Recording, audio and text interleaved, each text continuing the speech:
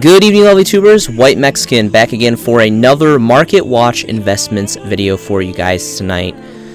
Have a plethora of cards that I'm going to be showcasing for you guys tonight. These are going to be my personal selections, and I do hope that you enjoy. Getting things kickstarted tonight is going to be a differentiation comparison that I want to discuss with you guys.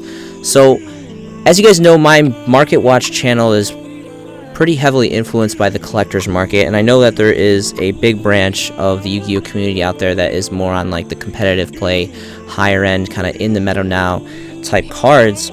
And there's an interesting differentiation that you'll see.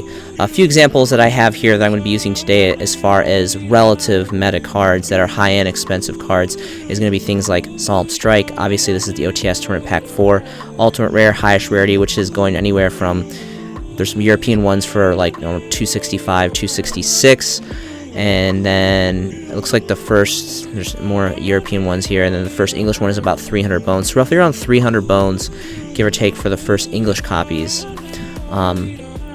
Ash Blossom, Enjoy Spring, the original OG print secret rares are ranging from anywhere from 105 bones for lightly played to 109 bones for near mint English copies. And the two variants of Lightning Storm. So we have their Starlight rares here, which are going for about 300 give or take bones for your near mint first editions. And then, well, we have a seller here just for 280. Card Crack for 280. It's a playset, lightly played, for about 280. But about 300 bones for near mint. And then, you know, we have the Standard Secret as well, which is going for around run 25 for near mint. Well, actually, there's a couple of near mints for about 100 bones, give or take. 95 to 100 bones for the Standard Secret first editions. So if we compare these variants, you know,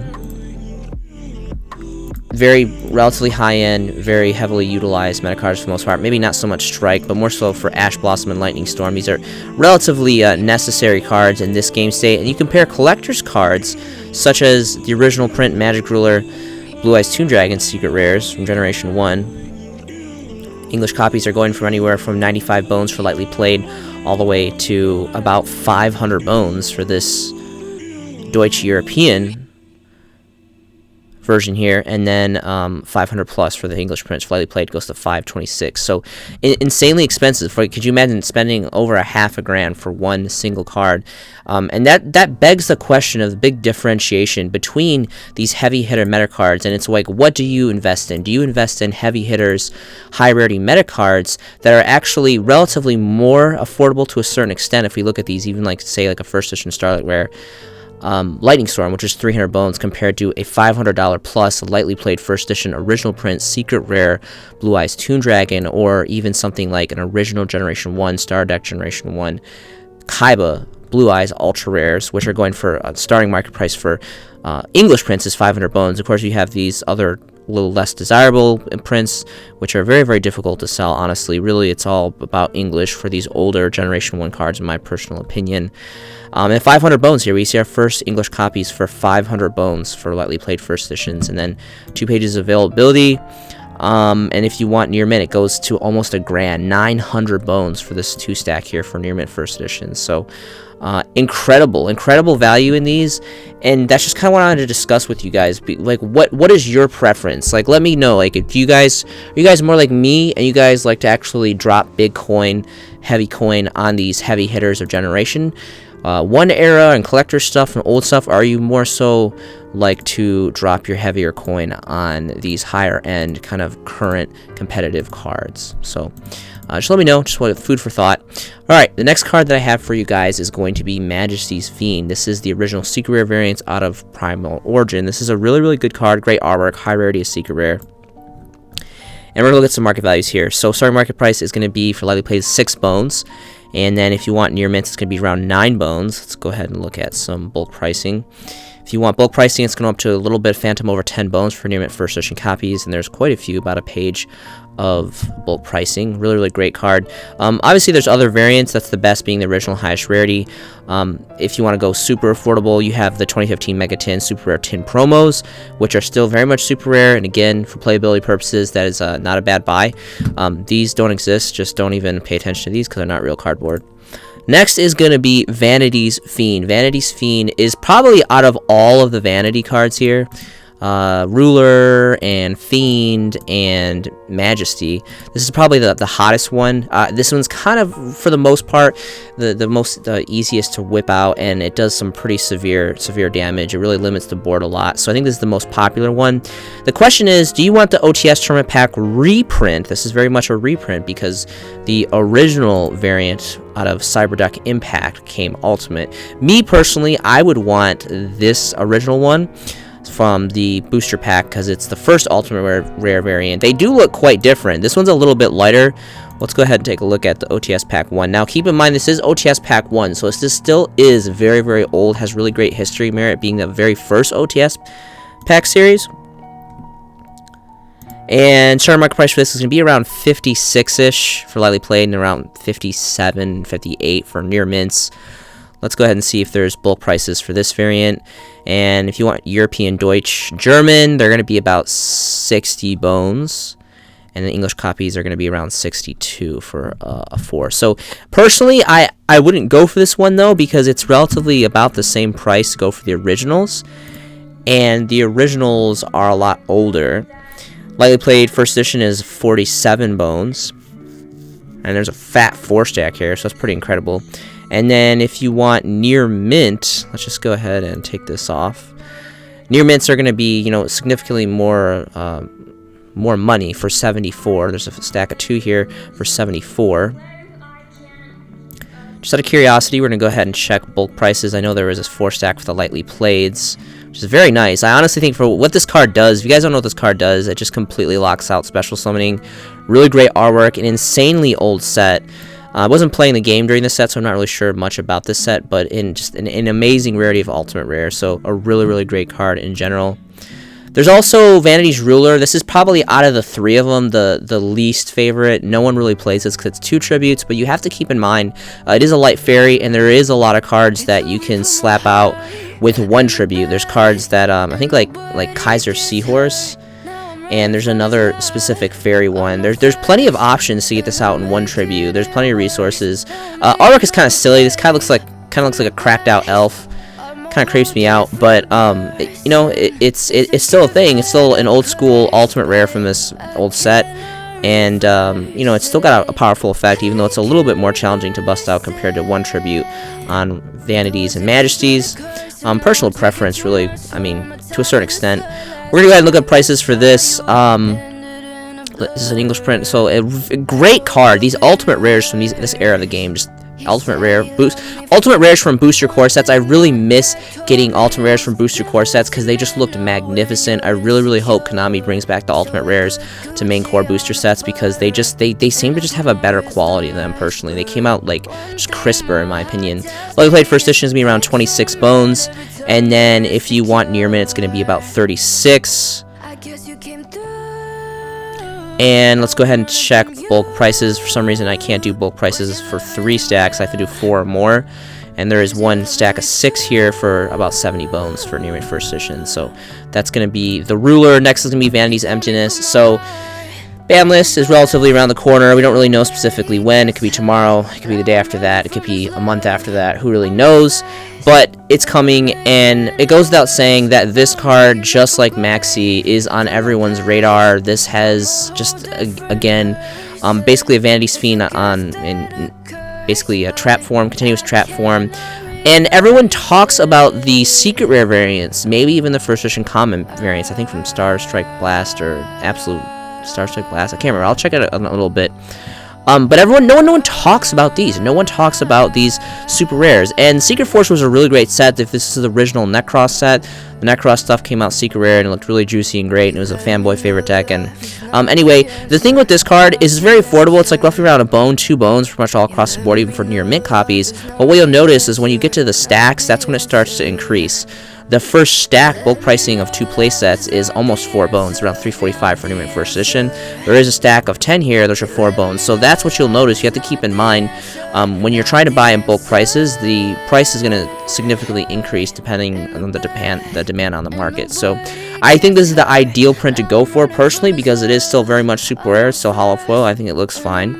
A lot of people think super rare looks very cheaply made and overly manufactured, which it is to a certain extent, but it does the job. Still hollow foil, and if you play with it, it becomes lightly played. Doesn't matter because it's just a super rare, but it'll get the job done during a game and keep you competitive. Of course, Star Strike Blast first edition commons. I would much rather have a first edition super personally, just having that hollow foil, even though the original prints are the original prints, the very first print, but these are hollow foil, shiny, look nice, so these are very affordable too for what it's worth.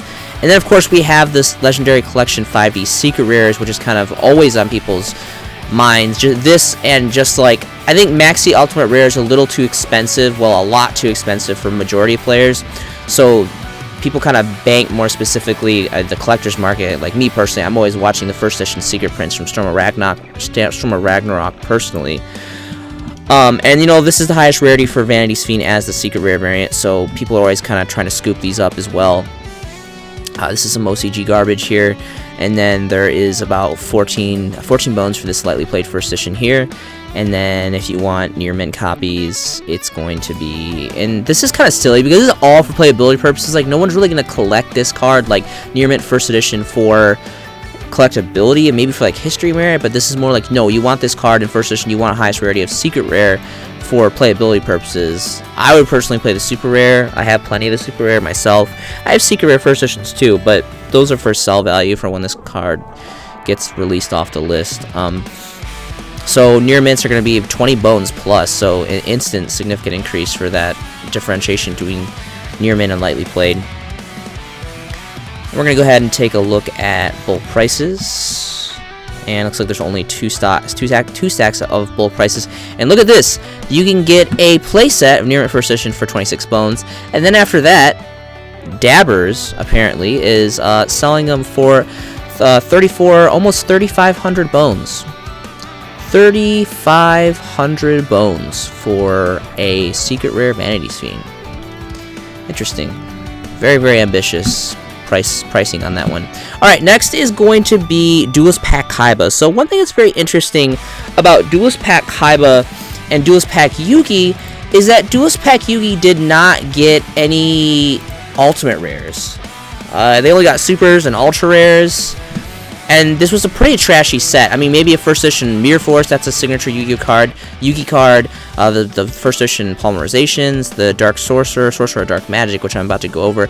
But all around, really a lackluster set. There really wasn't anything quite significant at all this set. This set got done so dirty compared to Star Deck Kaiba, or the Duelist Pack Kaiba, which got some really, really killer ultimate rares.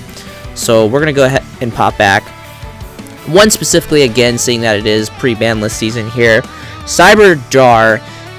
This is just a complete blowout card in general, and it's been on the ban list forever, and it's one of those nostalgic Generation 1 ban list era cards, so it has huge collectability purposes behind it, and just nostalgia, Era 1, Generation 1 nostalgia behind it. But beyond that, it's just a really, really killer card. I mean, it's a little bit of everything. It's got great artwork. Obviously, this is the highest rarity as an ultimate rare, which is really, really nice. And let's go ahead and take a look at some prices here. About 63 bones for lightly played first edition. And if you want near mints, they're going to go for about 83 bones. 3 pages of availability. If we switch over to bulk prices, there's only a single stack of 4 for 66 for lightly played first edition. So not too much of availability for bulk prices.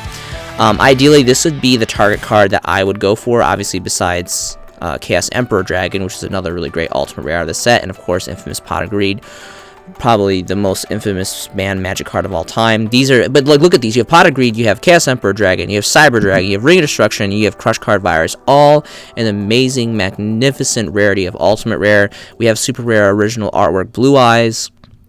And really, that's pretty much it. Other than that, this set was pretty trash.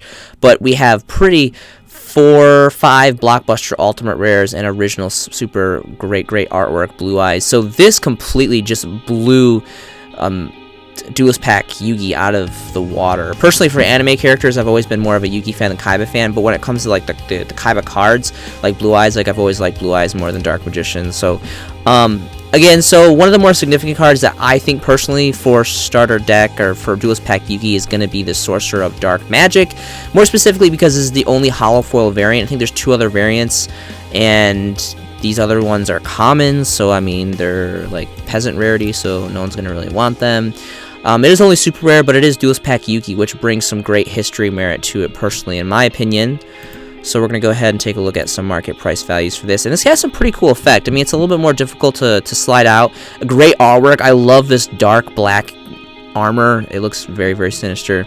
This card's worth pretty good money. Starting market price is going to be around 16 bones plus for lightly played first edition. Then a phantom under 20 bones for this 2-stack for near mint first edition. Looks like there is some bulk prices available. A fat 14 stack here from Core TCG for 30 bones for near mint first edition. Moving on, we have something that's actually on the little bit more affordable spectrum. So normally this card's like 40, 30 bucks. It was for quite some time, but we can see now the original, well, not the original was Dual Power Ultra Rares, which is kind of, you know, here and there because it's Ultra Rare. Dual Power was a really, really cool set, very unique. Some of like probably the hottest reprints of all time for that era of the game was in Dual Power. It was like an insane, I've never seen like such a big rush for such a set before. That was like a really exciting time in Yu-Gi-Oh! And people were just driving crazy trying to get their hands on some Dual Power. This is 18 bones. Near mint first edition copies, collector's rare. Now keep in mind, I don't think collector's rare looks as good as ultimate rare, but as of today, this is the highest rarity that we have of this card. Collector's rare here. We don't have these in ultimate rare, so collector rare is going to be the second best thing. This card isn't super good. Some people like this card. I've never personally played this card for playability purposes. The artwork is just fantastic. Collector's rare is like it's like okay. It's like ultimate rare, but it's like kind of like a degree under ultimate rare, in my personal opinion. It's kind of like a wannabe. Like ultimate rare. Like if you think of like the original DT cards, and then you think of like the Shadowfoil cards and the cards that came like Starfoil, like out of like battle packs and all that. It's kind of like they want to be DT, but they're not as cool as DT because they're not like the original era of DT, but they're like these kind of synthetic wannabes. So that's kind of how I think about ultimate rare, like original ultimate rare, and kind of like the new gen collector's rare stuff. But all around pretty cool. Again, this is for collectability purposes. This card just has fantastic artwork. Just goes with the whole tour guide package of collectability purposes, and I think this is just such a great buy, and for great stacks too. I mean, there's a 2-stack here for 18, there's a 5-stack here for 18. We're just gonna go ahead and switch over to bulk prices just to verify. And there's several stacks here. It trickles up pretty quickly after this first 5-stack. So this is hot. I really think these aren't gonna last. I personally don't have a single copy of this first edition collector's rare. I have the original ultra rares, but they're not anywhere near these collector's rares. So I think this is a great pickup for collectability purposes. Next is going to be original generation 1 set 2 Mail Raiders. The original uncensored, the artwork that slipped through the censors was this Harpy's Lady, of course. You know, it's Harpy's Lady. It's an old, and it is just a common, but again, it's Generation 1 Set 2. Obviously, you can see the bust on the chest here. It was covered up in later reprints of the set. And this actually came, I think this came both Unlimited and First Edition, you can see here, but I mean, Unlimited's useless. You know, if you're going to go OG print, you got to go First Edition. And this is insane money. This card was never this expensive. This is seeing some great gain in ground for collectability purposes. There is still three pages of availability here. Starting market price for this 4 first edition copies are going to be 33 bones for lightly played. If you want near mint, you say near mint is going to go up to 44 bones. Let's check bulk prices availability. That's going to be pretty insane. So there's 2 stacks of 3 for a 48 and then 129 bones after that. So just incredibly insane fluctuation increase in value, specifically for the first edition original copy, uncensored copies of Harpy's Lady. A really, really, really, really, really great special collector's card. And really interesting, you know, if they do the Lost promotional and they choose to bring this one back, that's going to be really interesting. That will obviously drive this one down. I think they'll still think there'll be great value, relatively good value in this one. The biggest hit is it's not going to be able to really compete with the holo foil, but Konami will probably make the misplay of continuing to make the Lost Arts and Ultra Rare, and that's going to really struggle. But this is the original print, so there's always going to be that kind of nostalgia in being like the very first run print. So that's kind of be the battle that this one has if they choose to be smart and actually do a reprint of the Lost Art promotions for that. Harpy Girl's gonna be next. Rise of Destiny, 13th core set, Gen 1 here. Really great stuff. Again, this slipped through the cracks, uncensored. Obviously, they have the skin tone tights and shirt and all this, and then it was covered up. I think it was like a baby blue that they use for the reprints after this set. And it's interesting that we look at something now. Keep in mind, Metal Traders was set 2. Rise of Destiny was set 13, so significantly newer on the Harpy Girl. But they're both kind of like the same kind of story. Like, they're both slipped through the cracks. They're both uncensored artwork. They're both Harpies, part of the Harpies package cards. They're both vanillas. They're both, female cards, whatever you want to call it. But the Harpies Lady one is just insanely more pricey compared to the Harpy Girls here, and they're not even a bone. And this is for near mint first edition for a 6-stack. So I really wouldn't be surprised if this starts to kind of translate into kind of the prices that Harpy Girl it has transitioned to, because I mean, why not? They're pretty much of the same formula here. The story is kind of the same. It's just that Harpy Girl is a little bit newer. I mean, several sets newer, but still part of Gen 1. 13 set Rise of Destiny is the cutoff for me personally for Gen 1, first 13 core sets, so this is still very much makes the very edge cutoff for Gen 1. And if you look at stacks here, I mean, like for like under a bone for like a 5, 6, 7, 21, plenty of availability. I personally have a lot of these myself, and I think these are going to get scooped up pretty quick. I really hope that you guys that are watching this video, you kind of pick up on this, because if this doesn't, again, it's going to all be a matter if they reprint the Lost Art promos in this. That's the only thing that's going to compete against these. Otherwise, these are just going to reign supreme for collectability purposes because of their uncensored artwork. And the story behind that is just kind of cool, how like they were supposed to be, but then they weren't censored. Next is going to be Castle of Dark Illusions. So again, this is Metal Raiders Generation 1 Set 2. This still to the day has not seen the light of day in the reprint. It's still only a solo print common out of this set 2 Gen 1. It's insane. One thing that's really interesting about this card, besides it having really great artwork, I love the artwork so much. I could care less about this kanji here, but really cool name, really cool artwork.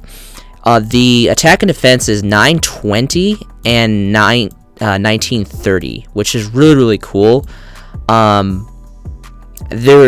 know there's a few cards that don't either have like the straight hundreds or the 50s. I'm not sure what the other ones are. I know that this isn't the only one, but there's very few cards in this game of Yu-Gi-Oh! That have the 2030s, anything that's not 50s or 100s for attack and defense, which I think is really cool, really great history, kind of merit, and kind of brings great collectability value to this card. And this card is worth relatively good money. I mean, starting market price for lightly played first editions is around 3 bones. If you factor in shipping, then it goes up to about 5 bones and continues to trickle up. And the thing is there's only one page of this. And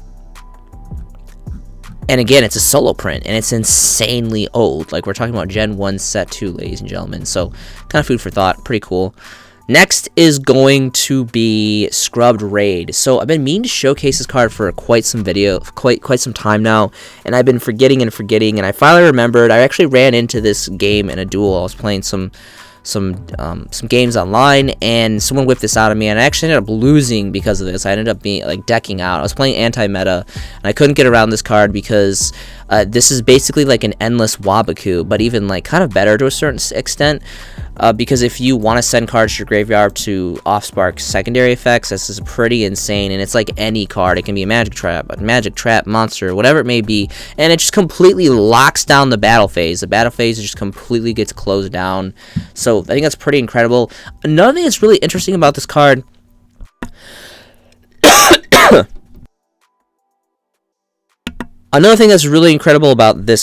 is that it is a solo print. So it's a solo print, super rare, and it's a very particular pack.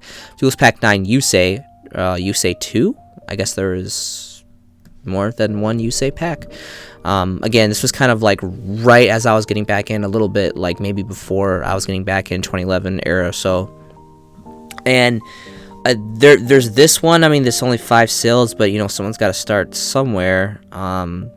This doesn't even really look like it's first. Maybe it's first edition. Looks pretty jacked up on the corner there. But anyway, this card's roughly around 3-ish, 4 bones, and it trickles up to about 5 bones relatively quickly. And the thing is, there's really just not a lot of availability. These are all 1 stacks. There is a 2-stack here for 5 bones for near mint first edition, and there's still only 2 pages of availability. And there's no, like, absolutely no stacks apparently for this card. So it's a solo print. There's not really a lot of them on the market here, at least on TCGP. And it's a very kind of an obscure pack too. Really cool that it's a super rare. That's kind of is a good benefit for this card as opposed to being, you know, just like a cheaply common. So really pretty cool card, pretty cool tech card personally. I think had no idea that was even a thing until I played that game online. So that was a pretty cool discovery. Next is going to be Exile of the Wicked. So this card has really great artwork. Obviously, it's really terrible. This is all for collectability purposes. We have so many different removal cards now. And really not so much for these. I'm a huge fan of Legendary Collection Kaiba, Legendary Collection 3, and Legendary Collection 4, and Legendary Collection Kaiba more specifically. But what I want to talk about more specifically is the Tournament Pack variants. Tournament Pack 4 reprint rares. These are, like, really relatively affordable. I'm going to switch over my settings here. From what I remember, at least, like, they're under a bone. Like, I think this is so insane. Like, this is Tournament Pack 4. This is like Gen 1 era of Yu-Gi-Oh! Tournament Pack Gen 1 era. Like, insanely sought after, insanely valuable, and these are just so affordable. Like, lightly played under a bone. Like, what? 4 copies? This is insane. Another 4 copies over here under a bone. Just insane. 2 pages of availability. Let's go ahead and just instantly switch over to bulk price. It looks like these are the only bulk prices. Pretty good for what it is. Very, very affordable. And then the super rares are like $100, which of course, yeah, it's the super rare. It's a higher rarity, so of course it's gonna be more expensive. It's also earlier, so Tournament Pack 2 sets before, from 4 to 2, and apparently for these conditions there's only 2 left. So it was 100 bones. So it's been a while since I brought up this content a couple days ago, and it's taken me a while to actually get the content out and actually record and shoot this video. So now it's up to about 150. So someone caught on to this. This is significantly increasing. Only two listings here. It used to be 100 bones, but obviously that's not the case anymore. But again, for the rares though, the rares are like under a bone, so this looks great. It has the original magic stamp here, which is really, really great for collectability purposes for Gen 1 stuff. But those rares, these super rares look amazing, but those rares being under a bone, being Tournament Pack 4, like, that is just wild to me. That is just like gold getting picked up off the public street. Alright, next is going to be Pot of Acquisitiveness. This is another solo print out of Invasion Vengeance. So this is the only variant, only way you can get this. Constantly artwork, pretty cool card. If you guys don't know what this card does, it can combo off some pretty great rebuilds. And this card's relatively cheap, probably about 2 bones-ish for like played 3 bones. There's some Italian ones if you guys are into some European Italian ones. 12 stack, 6 pages availability. And I don't know, I've always really liked this card. I like the idea of recycling, and of course draw power. It has the flexibility and diversity of being a quick play, so you can play it on your opponent's turn, which is pretty cool, or play it from the hand, which is really cool. Well, yeah, I mean, you can play any magic card from your hand. What am I thinking? But you guys know what I mean. It's got the flexibility of being a quick play, which is really cool, so you can set it and all that. And then stacks start at about 3 bones for New Mint First Edition, and they kind of trickle up after that. So, kind of just an interesting card. Just wanted to showcase it really quick. Next to me, Scapegoat. Scapegoat is a phenomenal card. We have some amazing prints. We have the OTS Pack Ultimate Rares. We have the Parallel Ultras from Hobby League 5. We have the infamous Legendary Collection 4 Joey's World, First Edition Secret Rares. And then, of course, we have the very infamous Starter Deck Joey Generation 1 Magic Stamped First Editions, which personally, these are my personal favorite. These used to be insanely affordable. A lot of the Starter Deck cards, excluding Dark Magician and Blue Eyes, were First Edition copies, were very, very affordable for the longest time. There's still some lightly played First Edition copies that are about 2 bones, but you'll notice there's really not a lot of bulk prices. When you're buying very affordable collector's cards like this, you want to go for bulk prices. So we're going to go ahead and switch over to stacks. And there's apparently no stacks available, which is, you know, big tears in the eyes. But this is really great, and most specifically again because this was the very first print run that we ever got of Scapegoat, and it still holds up. It's still a card that's used today. It's got amazing artwork, great. I think this was a big part of the anime too. I can't remember. It's been a long time since I've seen Gen 1 anime of the game, but there's so many amazing variants of this card.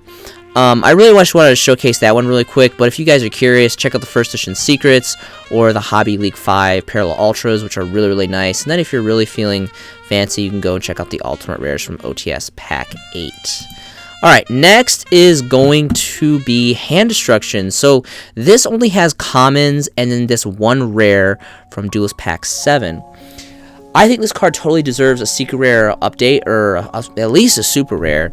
God forbid, please do not give us an ultra rare, but a secret or a super would look fantastic. I love how it's like the Suzuki Samurai artwork and has a cardboard on cardboard art point system going for it. Really great stuff.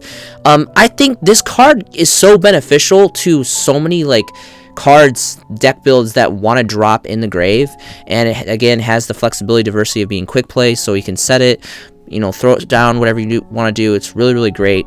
And this is a really good card. Like, this is an insanely good card. Like, Zombies could use this. Lightsworns could use this. Dark World can use it. Obviously, you're not going to get the effects because it's not the same as, like, you know, the whole discard rule. But there's a lot of just...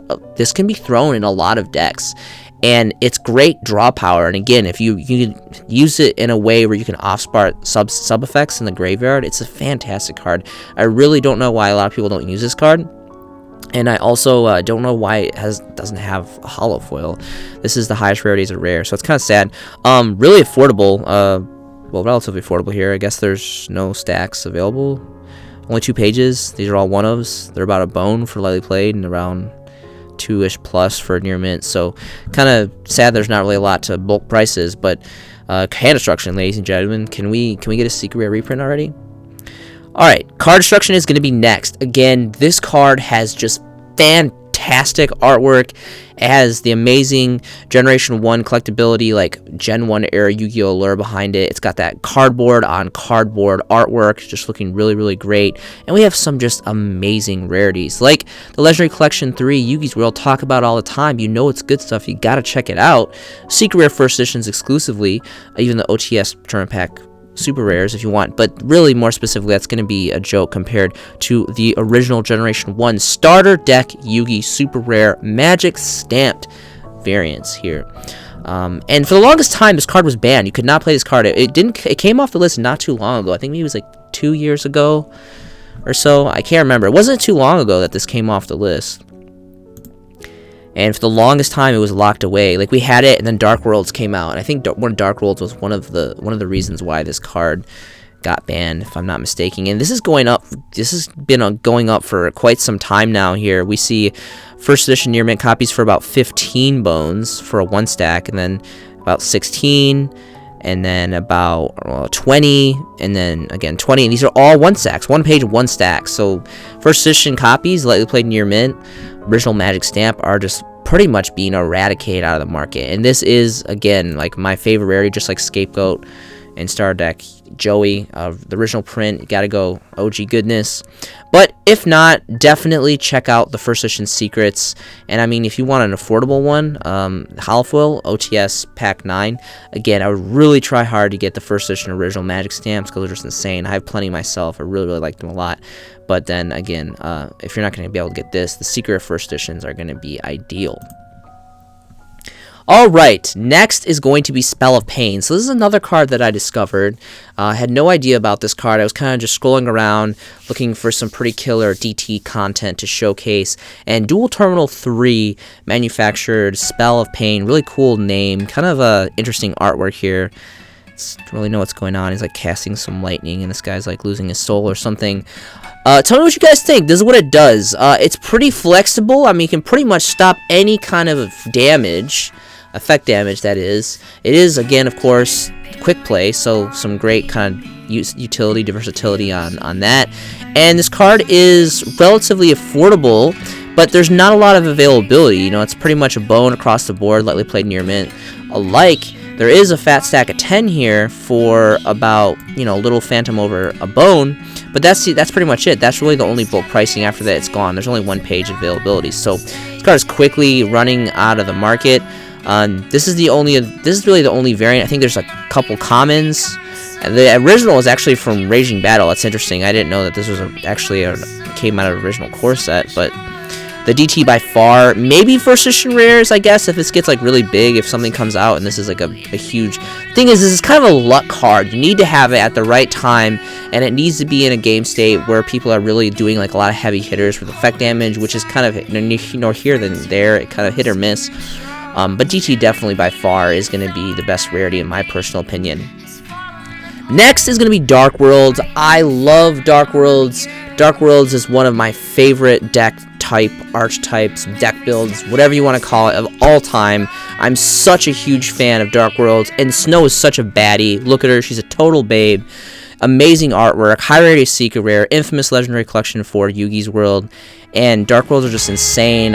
When the Gates of the Underworld came out, that was like right when I was getting back into the game again, around that 2011 era, summer after high school, and just great nostalgia. Really, really amazing time. And just, I mean, I just wanted to showcase, like, and Dark World just have so many just great cards, like Grapha and Brow, and they're just, I love the mechanics behind it. And I can talk about Dark Worlds all day long. Only 2 variants on this. There's original Structure Deck Super Rares, and then the Secret Rares. Again, just Snow's just a total babe, so I just had to throw her in there and just express my utter indulgent love for Dark World. Alright, so next I'm going to showcase some photos for you guys, and this is going to be something... Oh, it logged me out. That's unfortunate. You guys are going to have to bear with me really quick. I'm going to show you guys... So I'm visiting Michigan. I haven't been home. If you guys haven't known, White Mexican... not aware, the White Mexican is from Michigan. I was born and raised in Michigan. I've lived all over Pontiac, Farmington Hills, West Bloomfield, Farmington. A lot of really, really cool stuff that I loved being from Michigan. And this is really special to me. And I would love to hear your stories of where the game of Yu-Gi-Oh! Started for you guys.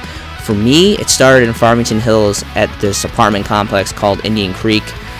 And this is actually a picture of my friend Josh McCall's apartment. He is the man that introduced me to the game back in 2002, and it changed my life forever. Yu-Gi-Oh! Is one of my all-time favorite hobbies, and I wanted to show you guys the genesis of the White Mexican story, how it all started for me, and I would totally love to hear your stories and how all these nostalgic childhood memories are connected to you, and how you guys found out about the card game and how it started for you guys. So this is the story of how the White Mexican got into the game of Yu-Gi-Oh! So this is my friend Josh's apartment, and I'm visiting here in Michigan, and I took these 2 days before Christmas. So 2 days ago, I was driving around to all these my sister was driving me around to all the nostalgic places, and this is where Josh lived here, and this is where up here on this other apartment was where our friend Billy lived. He was a couple years younger than us, but he had Yu-Gi-Oh! Cards, and we dueled and played and traded with him, and it was a pretty good time. He was part of the crew. And then this was another side area to Josh's apartment, and then right here, this was the door, and we would go up, and it was the second apartment here, was where me and my family lived. So this is where the White Mexican lived in 2002 in Farmington Hills, Michigan, and this was where I lived when I got introduced to the game by my friends in this apartment complex. And it was such a powerful moment to go back, and this is the first time that I've been back to visit this since living here. I think we left in 2004, 2003. We didn't live here for that long, but that 2-year mark was just so powerful for me, and the game of Yu-Gi-Oh! Is really, really great. And here's kind of like a little area, little fun here. I remember playing like Airsoft here with my friends, and just kind of doing a whole bunch of shenanigans being kid. It was so nostalgic. And anyway, I just thought it was cool. It's really important to me. I wanted to showcase this to you guys, and to kind of like highlight and see again, like, I would love to hear your guys' stories and how Yu-Gi-Oh! Started for you guys. Yu-Gi-Oh! Has been part of my life for many years now. It's one of my greatest compassions. I love the deck building, the brotherhood, the creativity, the investing. There's so many amazing things that go into this game. And life's just boring without hobbies. It's important to have hobbies that you love, that you can invest in and put your resources and time in, and it's just all around just an amazing time. The world is a really crazy place. Please remember to be a friend, be a brother, be a sister. Please remember to love each other, be kind and respect everyone. There's a lot of loneliness, depression, isolationism, stress. You never really know what's going on and what everyone's stories are, so please remember to please be kind and love each other always. This has been a showcasing by the White Mexican. I hope you guys are making some fantastic Yu-Gi-Oh investments. And I will see you in the next video.